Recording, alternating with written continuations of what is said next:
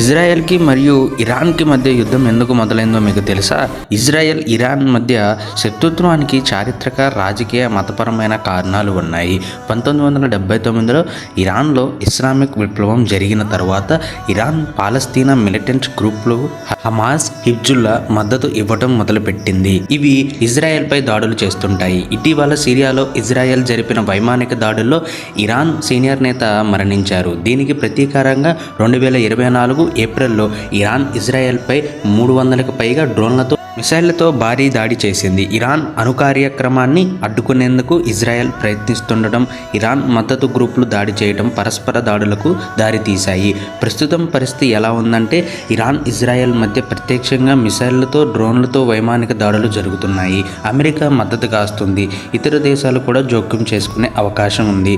Iran మద్దతు Hezbollah, Hamas వంటి గ్రూపులు కూడా ఇజ్రాయెల్పై దాడులు కొనసాగిస్తున్నాయి.